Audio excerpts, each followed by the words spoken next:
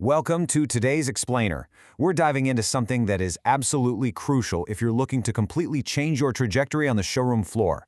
We're breaking down the WBG Training Academy's Sales Excellence Program. This is a curriculum that claims it can take your average, run-of-the-mill automotive sales performance and transform it into elite, unstoppable closing status. So, let's jump right into it.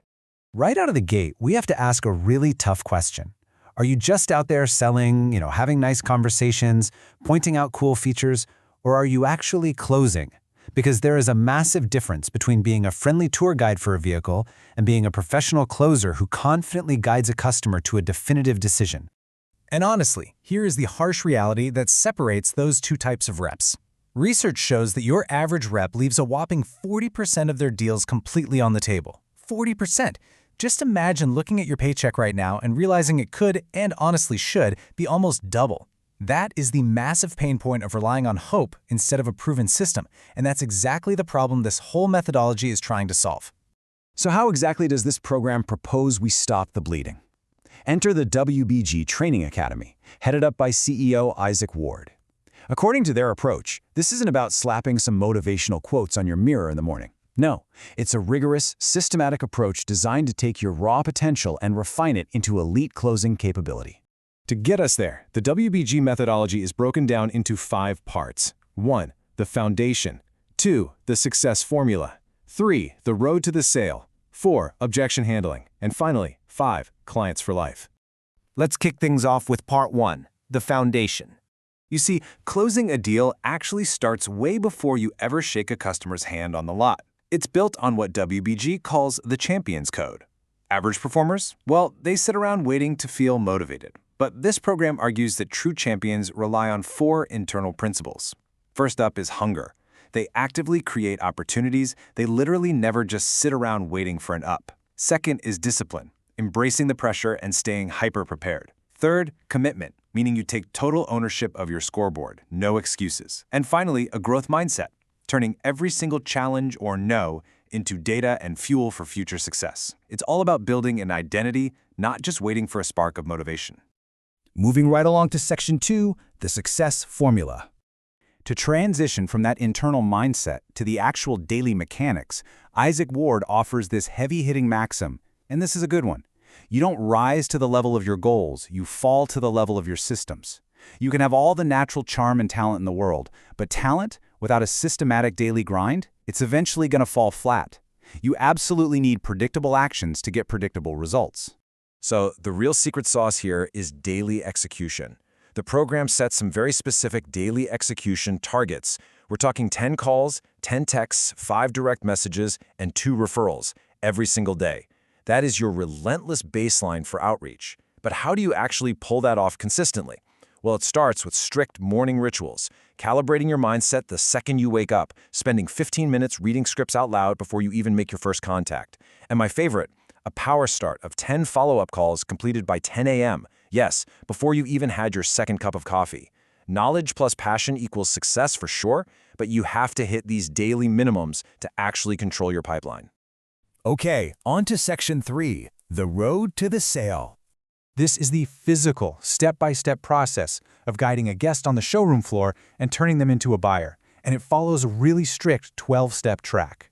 It takes you all the way from prospecting in the initial meet and greet, through the walk-around presentation, the test drive, the trade appraisal, and finally all the way to the F&I transition and delivery. But the most vital takeaway here is this: you absolutely cannot skip a step and expect to close the deal. If you skip the needs discovery phase and jump straight to picking out a vehicle, you are literally just guessing. You've got to respect the process, because skipping even one single step will completely derail your momentum. And speaking of that needs discovery phase, let's unpack a defining principle here. Whoever asks the questions controls the conversation. When you're in that discovery phase, you have to shift entirely into detective mode. You need to be using power questions, things like, "Why now?" or "What are your absolute must-haves?" By actively listening and mirroring their emotions, you can uncover their real goals, their hidden problems, and their true priorities in a matter of seconds. Which brings us to Section 4, objection handling. Now, this is the exact moment where average reps get scared, fold up their tents, and elite champions go to work. So how do we handle objections like a pro? First, you have to fundamentally reframe how you see them. Objections are not a no. Actually, scratch that. They are simply requests for more information. The master key framework here is super simple. 1. Isolate the objection. 2. Validate it. And 3. Solve it. Whether their concern is about the budget, the value, timing, authority, or just a lack of trust, your job is to isolate what is actually holding them back. Ask something like, what exactly would you need to see right now to feel 100% confident moving forward? Find that real hurdle, validate that it's a completely fair concern, and then provide your solution. But elite closers take this a whole step further by matching their technique to the buyer's personality.